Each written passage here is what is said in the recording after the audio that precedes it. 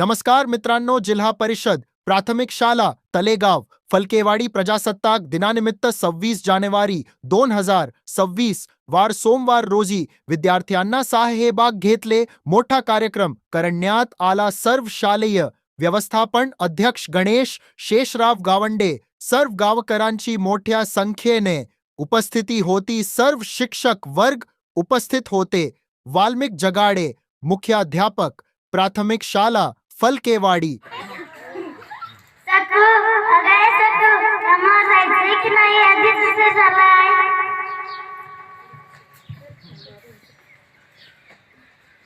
रुक्मा ही पिंकी काय म्हणते बघ.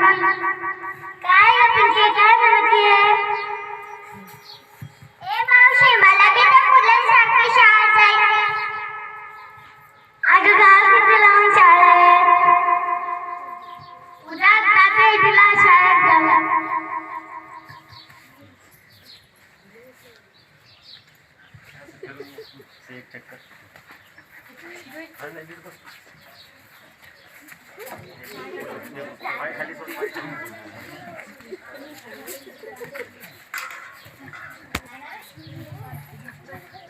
पांड्या अरे पांड्या मोठे साहेब कुठे?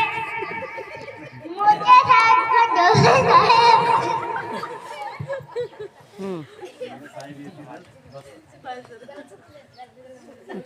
साहेब येतीलच बसा.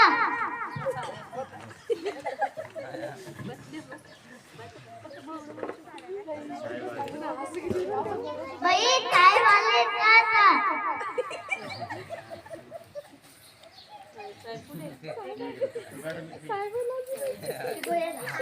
साहेब बात येऊ का?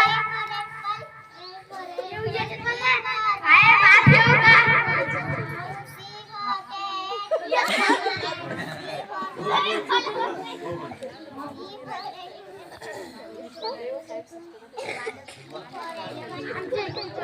या मुलीचे नाव तुमच्या वर्गात घ्यायचंय.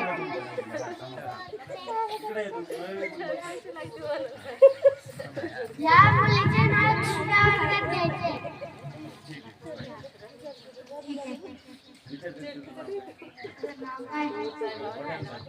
पिंकी धोंडीबा ढोल मारे.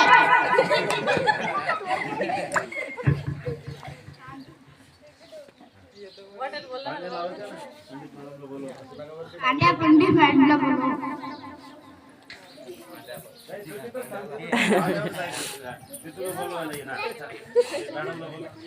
पंडित मॅडम काय बोलिलं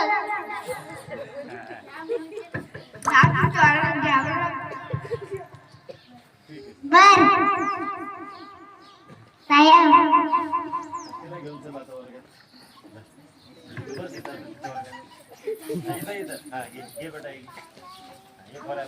A for apple, B for ball, C for cat, D for dog, E for elephant, F for fish.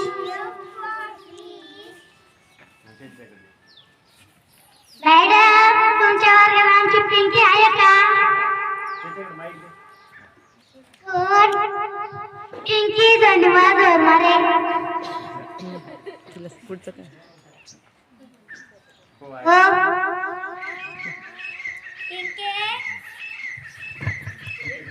Pinky घरचा डिब्बा.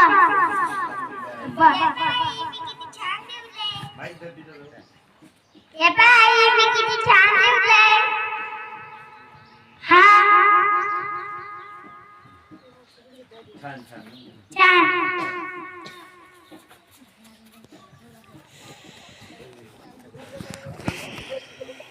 A for apple, B for ball, C for cat. घंटी काय?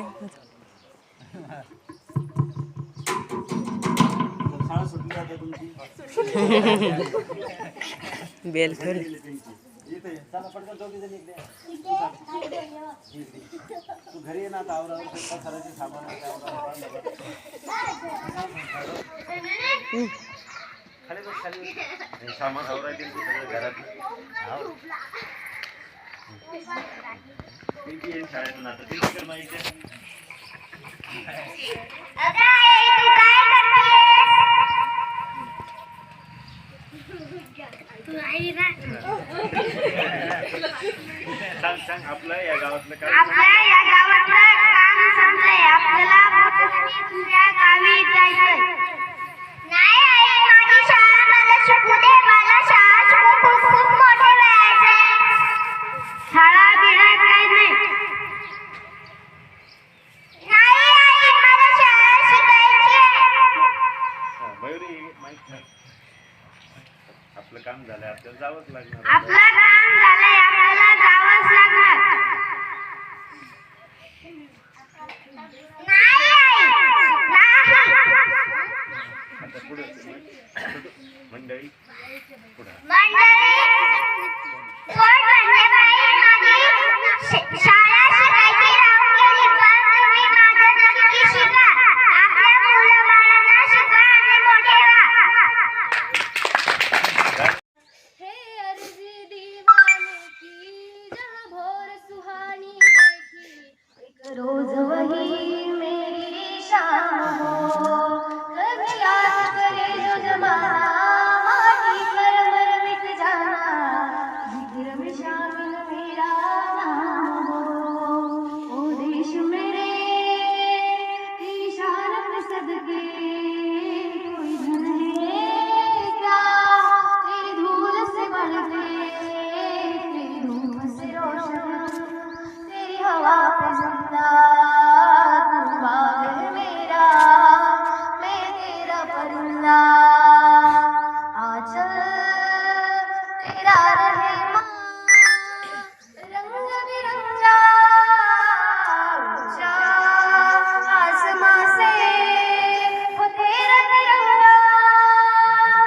जीने की इजाजत दे दे या हमको शहादत दे दे, मंजूर हमें जो भी तू चुने. रेशम का हो मधुशाला या कफन सिपाही वाला, ओढ़ेंगे हम जो भी तू चुने. ओ देश मेरे तेरी शान पे सदके कोई धन है क्या, तेरी धूल से बढ़के, तेरी धूप से रोशन, तेरी हवा पे जिंदा, तू बाग है मेरा, मैं तेरा परिंदा. धन्यवाद दीदी. अतिशय सुंदर आणि सुरेख आवाजामध्ये दीदीनं आपल्या समोर हे गीत सादर केलंय. सर्वांनी जोरदार टाळ्या वाजवून एकदा दीदीचं स्वागत करूया. यानंतर ओमकार सीताराम गव्हाड हा आपलं भाषण या ठिकाणी सांगणार आहे. त्याला तुमचा अजून अधिक वेळ घेणार नाही, 5-10 मिनिटांचा वेळ घेईल.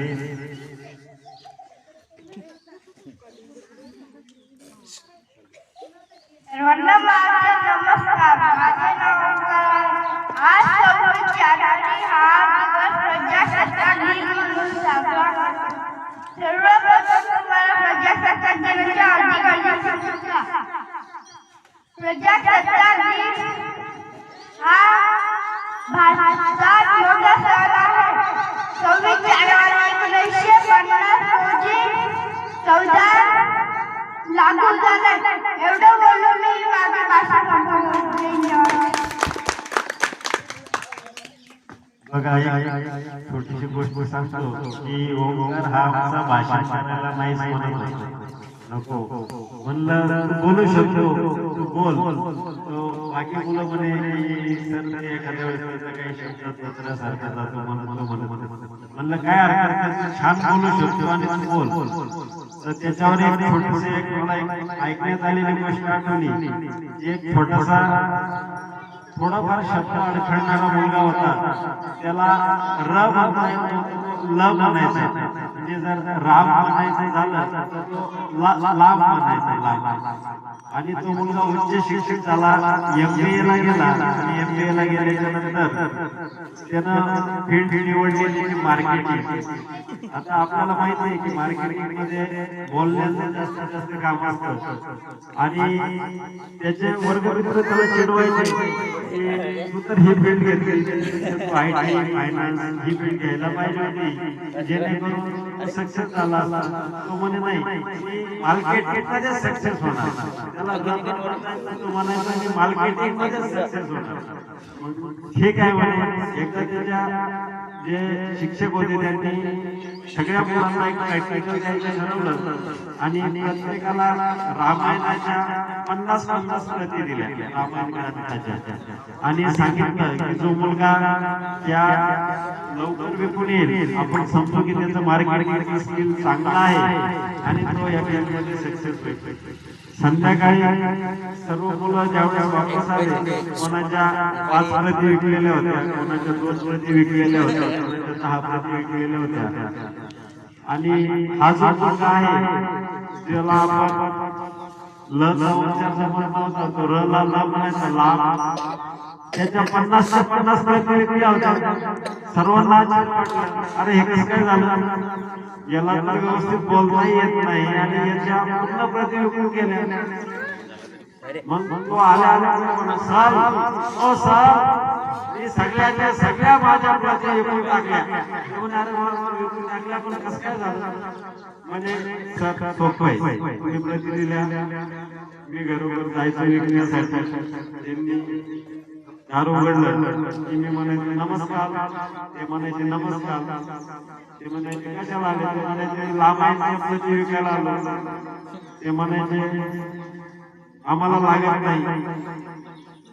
मी म्हणायचो घेता का पूर्ण वाचून दाखवू, ते म्हणायचे भाऊ वाचून दाखवू. आणि अशा पद्धतीनं त्या विद्यार्थ्याने पूर्ण आणि विद्यार्थी आयुष्यात यशस्वी झाला. म्हणजे सांगण्याचा शोधचा भाग की प्रत्येकामध्ये काही ना काही खासियत असते. आपण त्या खासियतीवर जर फोकस केला तर त्या माणसाच्या अवगुणाला दिसत नाही. या पद्धतीनं या विद्यार्थ्यांनी आपल्या समोर अतिशय चांगल्या पद्धतीनं थोडक्या भाषेमध्ये आणि खूप आत्मविश्वासपूर्ण आपलं म्हणणं म्हणून दाखवलंय. तर उपस्थित सर्व मार्गांपैकी कोणाला आपलं जे काही म्हणणं मांडायचं असेल किंवा शब्द आमच्या मार्गदर्शन, आम्हाला मार्गदर्शन शिक्षकांना विद्यार्थ्यांना करायचं, मी सर्व विनंती करतो की त्यांनी आपले 2 शब्द आम्हाला मार्गदर्शन करावं. उपस्थित पालकांपैकी